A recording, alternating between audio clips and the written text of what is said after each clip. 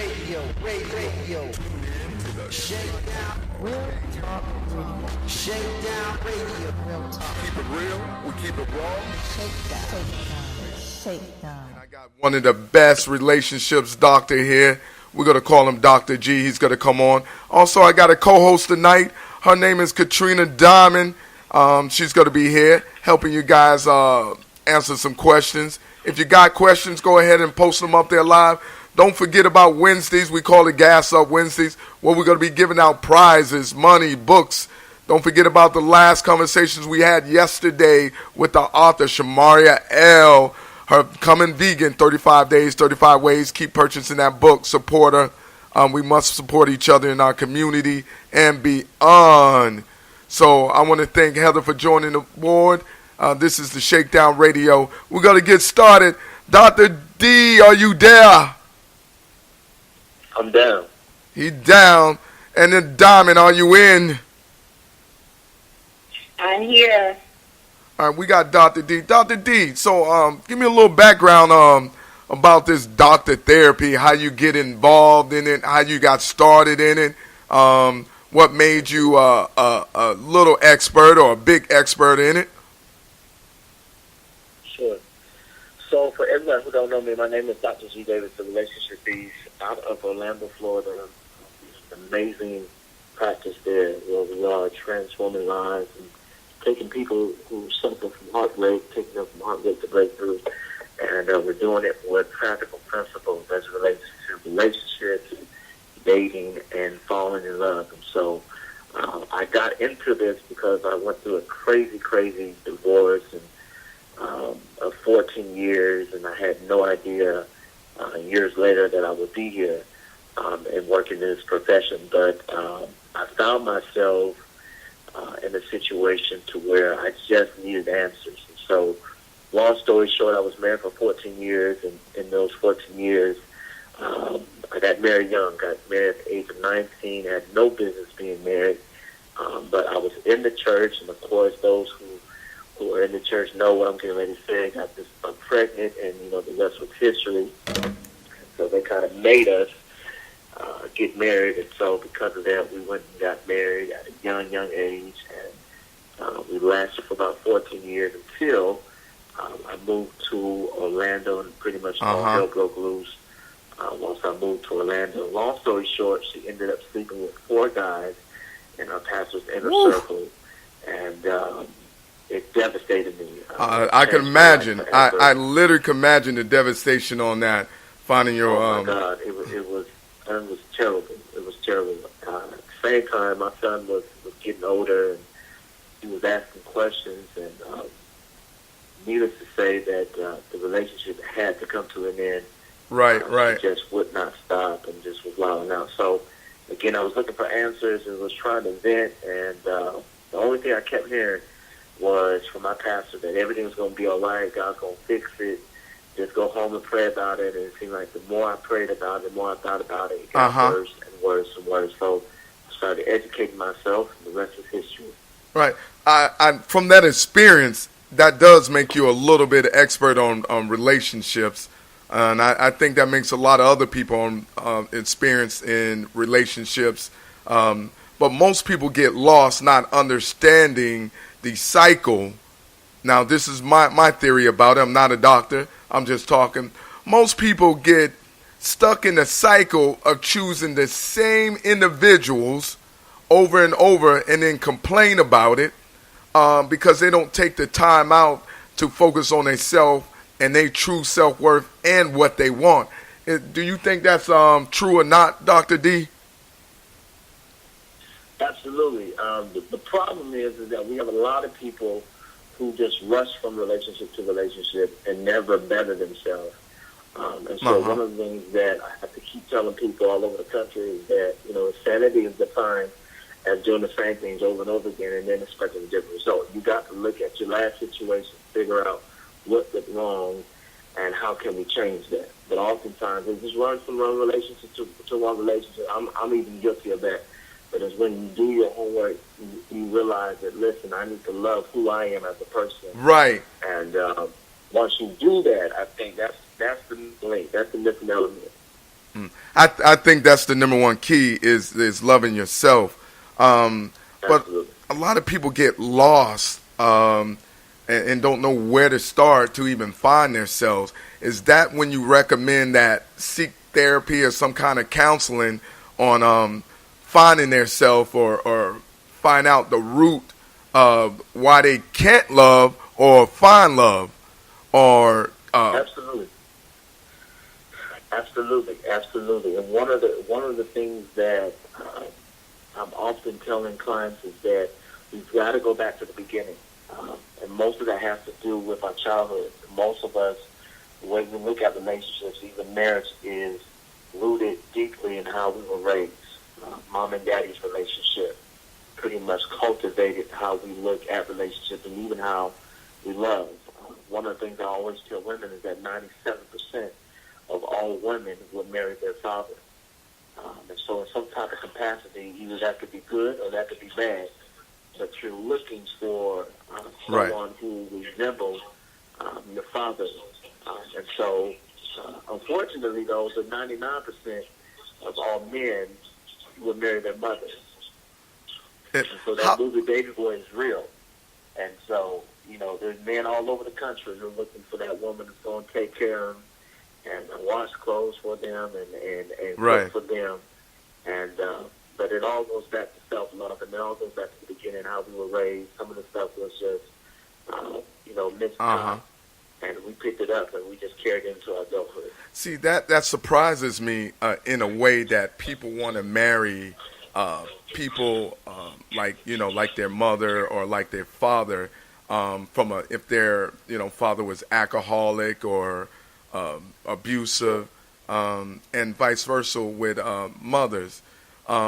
Me personally, I wouldn't try to want to marry somebody like my mother because a Hot Wheel track, man, let me tell you, don't feel good on your back. Boy, let me tell you, I don't want to marry a woman like that. Right. But I think the number one thing is a lot of relationships, I'm going to say bad relationships, has a lot to do with, church. Like they let the church get involved and say, you meet somebody, oh, you need to go ahead and marry him. Y'all been together. You can't be messing around like that. So people, feel that the church is forcing them to marry somebody that they truly don't know. My question is, how do you attract the wrong person? Right. And you tend to continue to attract the same character person. How is that? Is it? I mean, and I'm gonna speak for myself. It's like I continue to attract the wrong person. Sure. So, quick story. I'm gonna take your mind back for a little bit. So, remember back in the day, right? When we heard about slavery, right? One of the things that used to happen when slaves, I want you to follow me closely. When slaves used to try to break free from the master's house, right? There was always an issue. Some of them would get free, some of them would get caught every time they would try to escape. Those who got caught realized we got to figure out something because this ain't gonna work. One of the things that they figured out is if we jump in a puddle of water, it would throw off the scent of the dog. And so these dogs will automatically find and locate these slaves because of the scent. The reason why that you probably are finding yourself in a situation where you'll keep attracting dogs and people who are not for you because you still have the scent of a past relationship over you. Whoa. That was deep, Doctor. Whoa. You may even have the scent or the residue of a previous soul tie. Uh-huh. And so the reason why you keep attracting dogs is because that scent is still on you. And it's just like if you were in a room full of men just know what woman in that room is desperate, lonely, need attention. I agree to that. It's just like a mother. I agree to that. It's just like a mother who has that innate ability. Your child could be in the middle of a room full of other children, and you automatically know, listen, that's the voice of my child. Something is not right. You have this innate ability. And it's the same thing as men that we have as it relates to relationships. But there could be a strong residue that is still attracting these dogs, Right. something that you don't want. Because one of the things I also tell people is that you are what you attract. I believe Now, I that. hear it all the time, and I hear it all the time.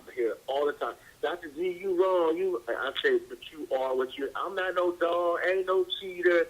I don't do this. But I tell them you are exactly what you attract. Exactly. And the reason is because you may not be a dog. You may not be a cheater. You may not be a liar, but you slept with one. Right. Right. Yeah, I agree to Lay that. down with one. So I want everybody who just now tuned in, thank you for tuning in to the Shakedown Showcase Radio Live. We have famous, to me he's famous now. I'm going to call him famous Dr. D. You can reach out to him if you go on the Facebook. I did post his information. We're talking with Dr. D about relationship therapy. And he's just giving you a little taste of the insight, what relationships about, how they fail, how we can rebuild, and so forth. And he just was talking about, the scent that we have from previous relationship. That's why I'm finna take a bath in some Epsom salt water and some bleach, get off that sink. But also we got a co-host, that's Katrina Diamond here. Feel free, anybody that has questions out there, feel free to ask the questions. Post them up. We'll read them out to him and be glad to answer those questions for you. Dr. D, you got some people in relationships, and I want you to help me with this. And this, we're going to talk about men right now that Okay. say that they love one woman, turn around and love another woman, and truly believe that he loves both of these women. Truly believe that he loves both of these women and will go backwards and forward with both of these women and truly believe. I think somewhere in there that has to deal with either some alpha male syndrome, or is that based on some of the history you saying in the past, or some of the history way, way back where you could marry 15 wives and be the king on top of the hill? Right. Yeah. That's an issue. That's an issue where I would venture to say that it probably stemmed from his past. His daddy might have been a womanizer. Uncle might have been a womanizer. He Right. picked that spirit up from someone. Because nobody just gets up and say, listen, I want about 8 different women. I want about 10 different men. No one gets up and just say that, right? And live that lifestyle. That's displayed before them at some point in their life, and they'll pick it up and they'll run with it. That's an issue. More importantly, it also talks about the lack of self-esteem. Right. The lack of self-respect is a bigger issue. And what are you compensating for? The reason why you need so many women around you. Because I don't know, you've been married one time, you understand that one woman is enough. Listen, this ain't the Bible days. You can't have 3, 4, 5, 6, 7 different women. You can't do it. But Dr. D, I have someone on here, and Teddy.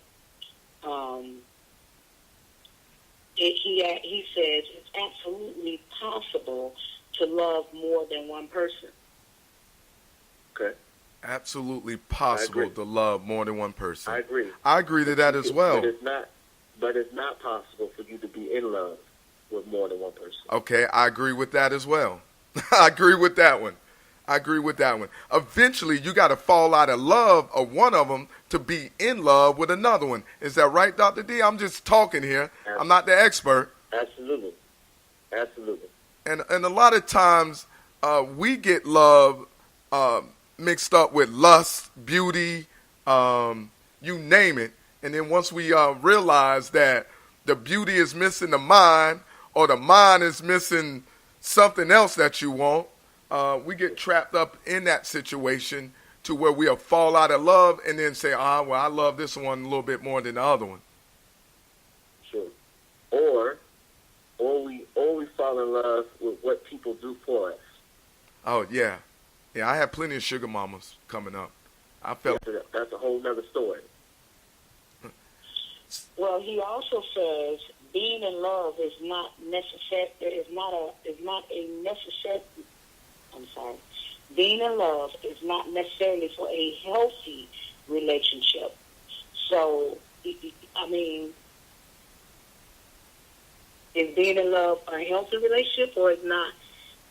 Is it not a healthy relationship? Is it a healthy relationship, or is not? Well, being in love is definitely going to be a healthy relationship. One of the things I tell people is that, especially as it relates to being married, you want to marry your best friend. Right. You want to marry somebody who you're absolutely in love with. And the reason why is because people fall in and out of love all the time. But when we become best friends, there's some things I'm not going to do because we friends. Yeah, I Not just gotta. be friends, but we best friends. There's certain conversations I'm not going to even entertain because we are best friends. There's some people I'm not going to hang Right. with because you don't like them. And that's Right. disrespect to you. And because our relationship is so tight and because I love you, I'm not going to do certain things. So I believe that's very, very important, to be in love with whoever you're with. Right.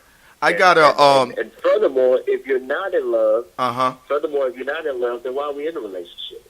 Right. We just wasting time. Right. He said it's not a necessity. Being in love is not a necessity for a healthy relationship. It's not a necessity that might be true for him. Yeah, That might be true for him. I think for certain That might be individuals that comes out to be true, that it's not a necessity of a relationship. Because for me to be in any kind of healthy relationship, I need to be in love or feel the love. And if I don't feel it, I don't think I'm in a healthy relationship. And I think each individual has a way of expressing their love.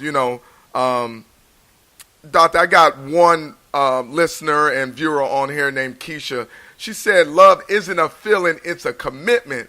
So you can love, but you can only commit to one person. I think that's coming off what we were talking about, the one gentleman Teddy was talking about. Sure. And I have another listener, Linda, and we can go in there. She wants to know what's your opinion on the difference between love in someone and being in love. What is your opinion on that, or your take on being in love and loving? Sure. So I don't want to go Bible on you, but let me say this: the scripture that we grew up with, right, in as a child, and that scripture was, "For God so loved the world that He gave." Right. I think this is important because as it relates to love, right? If love isn't an action word and being in a place where it's an even exchange, then it's really not love. Right. My problem with men and my problem with women is don't tell me that you love me, but you don't do nothing. It's just lip service. There's no corresponding action behind it. You just saying that you love me. And 9 times out of 10, fellas, we always say, "Listen, we love you," but we don't mean it because we trying to get the right. Trying to get the cookie. That's Right. I'm telling you, that was my famous line back in the days, Doctor. That's not an even exchange. Doctor, back in the days when I was a young one, that was my favorite line. Favorite line right there. I love you, baby. You know I love you. Just get the cookies. And Absolutely. And you're right about, men could sense the insecurities, because I used to walk in a room or a club back when I was younger, and I used to sense the one that was more insecure, that I can actually have the most corniest lip game, but it's enough to build up a security that she can come back to me, and then I turn around and say, "I don't know how I do this, but I love you, baby." You know what I mean? Yeah. Right. You're absolutely right about that. But it has to be an even exchange. Right. And it goes back to the guy's question, being in love. I don't want to be in a relationship where it's only one-sided. I'm putting 150% into this relationship. I absolutely love this woman. I'm in love with her. And she, I don't really love you. You all right. I don't want to be in no relationship like that. I need to make sure, and you ought to make sure, the person that's loving you is loving you back. Because it needs to be an even exchange. Otherwise, somebody's going to feel cheated on, and it's not going to work. And it ends up being dysfunctional. It's going to end up being a dysfunctional relationship because somebody's going to feel cheated. Dr. D, being in love needs to be in an even exchange. Yes, sir. Dr. D, I got a question, and we'll pick that right up, Don. What are some of the common things that you experience that people complain about relationship that you have actually counseled or through therapy sections? What are the most common things that usually is the doom of a relationship or why they can't find a relationship? So one of the questions I always get is, why me again?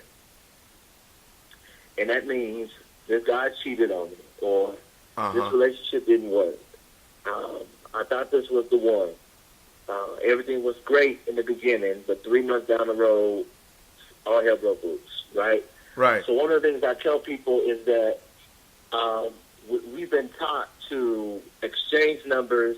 We'll go to Fridays or Applebee's or IHOP, and we'll call that a date. And I think we need to go back to old school days where we used to court, right? Right.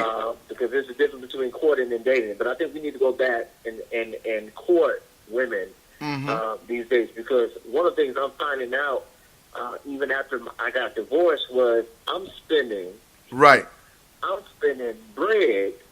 on a woman that I don't even know. That you don't know if you're going to be with. I'm talking about every weekend I'm spending bread.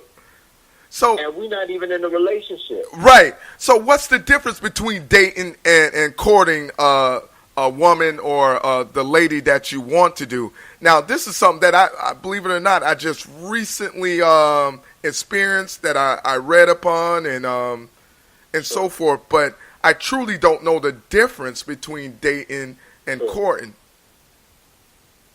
Sure. So let me help you out. So one of the things that I teach across the country is this: there's 5 steps to relationships. These steps are steps that you cannot afford to skip. You can't skip. Take these notes, guys. Take these notes down. The first step is called friendship. All right, friendship. This is the foundation. We need to figure out, again, before I start spending all this money on you, I need to figure out, are you even cool to be over the phone with? Right. If we see each other, your breath might stink, and I might not even like you no more. You might be absolutely boring over the phone, and I don't want to continue this relationship. So the first thing we need to do is become friends. I didn't say sex partners. I didn't say we need to share the same bank account. We need to ride in the same car, but we need to become friends first. And this is the missing link of why relationships don't work and marriages don't work, because we were never friends from the beginning. That's number one. It was a booty call from the beginning. Number 2 is where we get this word courting, right? Now, courting, my definition of courting is, this is where I call the discovery stage, right? Anybody who's ever been locked up, that once you go to jail, they do what is called a discovery. Right. And that tells you everything that you've done from the time you were 18 until recent, right? Correct. And so the courting helps me before we, because first of all, we just met. Right. We went to dinner a couple of times, so now I'm actually courting you. So over a period of time, I need to figure out, and this is what I need everybody to catch tonight. Listen. What is on not just your courting resume, but what is on your dating resume? Oh, wow. There's a lot that we can learn from corporate America. One of the things that we know is that when you go for a job, you have to bring them a resume. They want to see what you've been doing over the last 5 years, 3 years, 2 years, 2 months. Right. You don't get a job unless they are able to see and pinpoint and have this conversation with you about what you've done. So courting is the discovery stage. Once you discover who this person is, now it's time. Let's take this to another level. Now let's become anonymous, right? Let's become together. Let's bring this in now. So now this is where we have titles. That's my man. That's my boo. That's my girl. Yada yada yada. Now we're in a relationship. But that courting is essential, because you may find yourself wasting valuable time that you can't get back because you never took the time to learn a person for who they are. One of the things that I always tell people Right. is that, and because this has been a phrase that we've always heard, is that, you know, when you meet somebody, Dr. G, you don't really meet the real them. There's always a representative, right? Right. So I'm telling people now that's not necessarily true, because I believe that when you do meet some people, I believe it's not their representative, but I believe it's really them. They were crazy from day one. They were schizophrenic from day one. He was a dog from day one. And so not everybody brings a representative to the table. Right. But the courting stage or the discovery stage help you decipher whether or not I need to continue this relationship, because I don't want to waste. I got kids now. I don't have time to be doing this with you. So I need to figure out if this is absolutely. I need to figure out what's happening. So you got friendship, the friendship stage. You got the courting stage. Right. You have the dating stage. Then after the dating stage, of course, you know, is the engagement. Now it's time for us to be engaged. And then the last stage ultimately should be marriage. I'm not just dating anybody just to be dating. My ultimate goal in my life is marriage. So those are the 5 steps of relationships. But that courting stage is essential. I need to figure out who you are. Right. You know, I might find out that you got 5 kids instead of 4. the other one hidden in the closet. Shut up, boy. Shut up. Yeah, we got a problem. I want to go back to Teddy. He had another statement here, and he says, "I'm going back to being in love." Okay, and he says people often think their relationship is failing when the feeling of being in love isn't there. But the truth is, you can love deeply and effectively despite not being in love. Right? Which, you know, he says, when I say in love, he's talking about those feelings we have in the beginning that seems to come and go as we get used to our partner. Right. But I think also, that this is my opinion, and Dr. D, you can come and jump in there. I think what Dr. D, and that's that courting part is to know your partner. Therefore, when you get to a point of the partner's coming your friend, your best friend, then your lover, then your wife, when you meet that best friend, you know how you like, oh, yeah, that's my best friend. I got to pick this up. Hey, me and my best friend going shopping. I think if you find that, you will always be in love, or you will always have that love. Yes, you may have your disagreements. Yes, you may have little tit-tats here and there, but within that next minute, you understand each other, and that feeling is right back. I met an old couple actually about a month ago, and I was talking to them. They were talking like they were still in love, and the guy told me, he goes, look, he said, my wife was my friend, my best friend for 10 years until he realized that this is the woman that I wanted to marry. And they've been the same ever since. He opened the doors for her still. He turns around and buys her flowers every so often. They do a dinner date. And they said that feeling has never changed. I think that courting part is a huge part. And I learned that the last few months by watching this older couple. Dr. D, you can chime in here at any time. So absolutely. So one of the things, and then I want to answer this question right, and I want to answer this question by saying the number one problem that I always see with people who are falling in and out of love is 2 individuals, right, who have to come and look at the relationship, and they have gotten too common. They've gotten too comfortable in the relationship. One of the things that we know to be true is men, we love toys. We like cars, right? If you go buy you a brand new Bentley tonight, a brand new 2019 Bentley, the first 2-3 months you're gonna love it. 6 months you're gonna start, it's okay. Right. A year from today, it ain't gonna have that same feeling. And you know why it's not gonna have that same feeling? It's because you've gotten too comfortable with what you have. Right. And so now, because the comfortability, now you want the next best thing. And so the problem in our relationships that we're having, I'm seeing, is that now we don't date anymore. Now, remember the beginning when we met, that's all we were doing. We go to IHOP every weekend. We go to the club every weekend. I'm buying you flowers every weekend. Right. We've stopped doing that. And so that's why the feeling is no longer there and it's no longer fresh, because we stopped doing the things that we did in the beginning. Right. And those are an example of why we've gotten comfortable. And the idea is, and especially if you get married, well, I got you now. I ain't got to do all that. Yes, you do. We need to go back. You need to keep doing it. You need to go back because you got too comfortable in a relationship. And I don't care what you say, what you won't do, somebody else will. And that's because you got too comfortable. So that's why we ain't in love no more. Right. That's why our relationship ain't hot no more. That's why it's not fresh. You got too comfortable.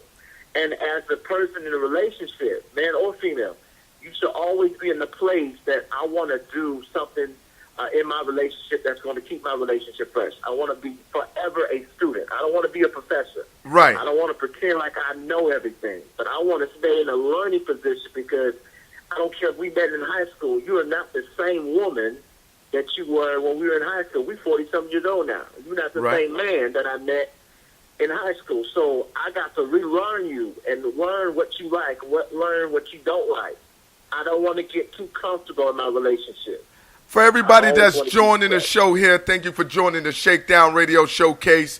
We on live right now with Dr. D, the relationship therapist. We also got my co-host, Katrina Diamond. We're talking about relationships, love, and much more. Please don't be afraid to post up your comments. We'll ask Dr. D what he think about them and allow him to give his opinion on it. You also get my opinion on it if you like it or not.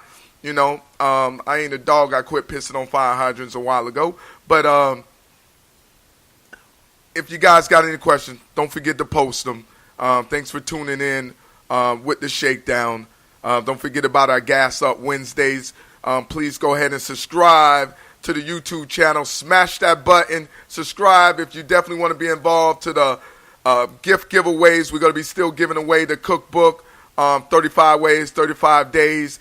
And when we finish this, we're going to be giving away something I'm gonna invest into Dr. D for somebody to get some type of free consultation, 30 minutes or whatever with Dr. B in Orlando, Florida, and so forth.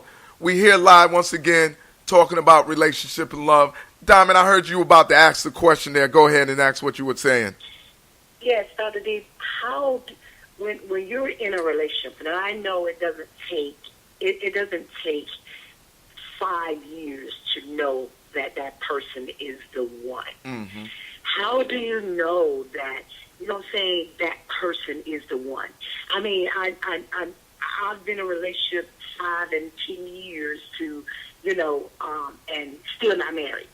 You know what I'm saying? So how do you know that that person is the one without being in a long, you know what I'm saying, without dating or courting for 5 and 10 years?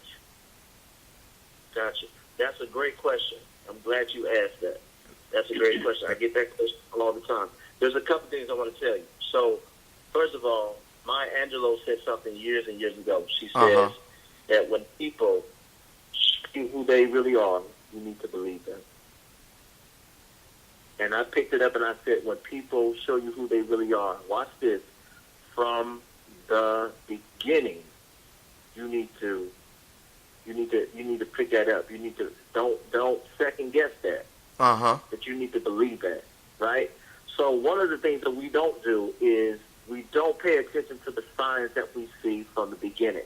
I tell people all the time, you can't keep running through red lights, because you keep running through red lights, you're going to eventually have a car wreck. Red lights are red for a reason. When you hear and see signs, that's not for you to just keep going. Well, he didn't really mean that. He didn't mean to do that. She didn't mean to do that. Those are the things that we need to pay attention to, right? And oftentimes these signs will happen in the beginning. For some, you can only be fake and phony for so long, and you're going to start showing your true you. Oh, man. Right? You're right about that. But you got to pay attention, right? You got to pay attention to the signs that you see in the beginning. Second thing you need to do is this. Uh-huh. And the reason why people are not attracting, the reason why they're not attracting what they really want in life and love and relationships. There's a book that's called The 5 Love Languages. I need everybody Yeah. to pick it Oh up. man, that's a good book. That's a good I need, book. And I need Gary Chapman to send me a check because I'm endorsing it. That's a good book. This book is old. It This is. book is old, but it's a good book. The 5 Love The 5 Language. Love Languages. That's a good book. It's by Gary Chapman. The Yep. 5 Love Languages. It's an old book, but it's a good one. Now, this book messed me up. Now, I wish somebody would have told me this. Oh, mine's is before touch. I got Just if married. y'all want to know, my love But language this- is touch. Go ahead. Here's the catch. So there's 5 love languages, real quick. 5 love languages. Uh-huh. These love languages are important because I'm going to tell you what they are. The first one is called the words of affirmation. Right. Words of affirmation. Information. Mm-hmm. Right? The second one is called physical touch. Touch. That's The me. third one is called receiving gifts. The fourth one is called quality time. And then last but not least, you have acts of services. So let me say this again. Words of affirmation, Right. physical touch, receiving gifts, quality time, and acts of service. So right now I want you to think about what is your top 2 love languages. Is it words of affirmation, meaning that you need somebody to tell you that you're beautiful or you're handsome? Physical touch. Do you have to, be in a place, be in a relationship where you Right. always touch? You like PDA, receiving gifts. You like gifts outside of Christmas, Valentine's Day. You like to be showered with gifts. What is your love language? Or for some women, I know it's quality time. I need to spend as much time with my man as possible, right? Or then last but not least, you have acts of service, where you're going out of your way to make sure that I'm good. You put Right. gas in my car. You put love notes, love letters in my car, so when I drive, I see it. Uh-huh. Acts of service, right? So think about what is your top 2 love languages, right? Now, then I want you to think about, let's talk about your ex. Now, this ain't in the book. Dr. G wants you to- Oh, Dr. D, hold up. My heart can't take this. Slow it down now. Slow it down. Out of those 5 love languages that Dr. Gary Chapman talks about, which one of those love languages was your ex? Was it acts of service? Was it quality time? Was it physical touch? Was it words of affirmation? Now, someone said, Dr. G, why is this important? Well, this is important because, remember what I said, you got to pay attention to the signs from the beginning. Right. The reason why some of us are not there, the reason why we're not attracting what it is that we need to attract, is because you're dealing with people who do not have your love language. And not only do they not have your love language, but they don't have your love language from the beginning. Correct. They didn't know that you needed words of affirmation. They didn't know that you needed quality time. So now you asking a man who's working 2 to 3 jobs to spend quality time with you, and that's not his priority right now. His priority is to get his money. That's and you're it. trying to figure out why you don't make time for me, because that's not his love language. And his love language, when somebody working that many jobs, is gifts. Absolutely. They're completely gifts. I'm gonna tell you, Absolutely. Dr. D, that book is a good book. Once again, you need to get paid from that book, from endorsing that book. I found out my love language was first one was touch, and then acclamation was my second, and it can save your life, but it also can be a powerful weapon. If you read that book and really understand what it's trying to do for your life and how it can change your life. And I'm glad you brought that up. Listen, everybody, I want to thank you guys for tuning in. We're here with Dr. D, the relationship therapist. We're going to cut this short. We actually went a little bit over just because it was getting so good. We went a little bit over. But what we got to do, I'm going to ask Dr. D if he can come back. We'll schedule that up. If he can come back and talk a little bit more about, relationships and so forth, if you don't mind. I'm asking you right now on air, Dr. D, live. I want to invite you back. Are you willing to come back for the people, for your new fans? right here on the Shakedown so we can talk about this a little bit more. Listen, I want to come back. Let's shake it up. I want to come back. Let's do it. Let's make it happen. I appreciate Dr. that. G, Dr. G, I also want to ask, do you do one-on-one? We do one-on-one.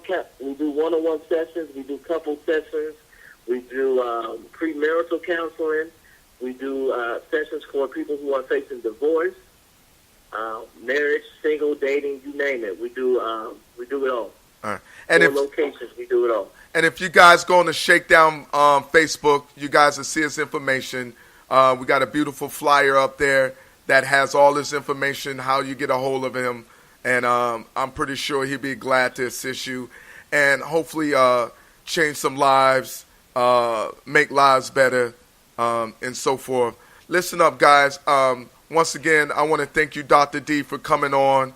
I know it was a little last minute. But I do appreciate you taking your time out to entertain us and your fan and educating us on relationships and issues that we have with ourselves about relationship. And Diamond, I appreciate you joining in, giving us a little bit of flavor and spice in here on the Shakedown. No problem. I really appreciate that. Once again, we're going to cut this short. Y'all know what I say. Motivate yourself to inspire others so you can inspire yourself. Keep it real. Thanks for joining the Shakedown. Radio. Tune in to the Shakedown. Real Talk Radio. Shakedown Radio. Real Talk. Keep it real. We keep it raw. Shakedown. Shakedown. Shakedown.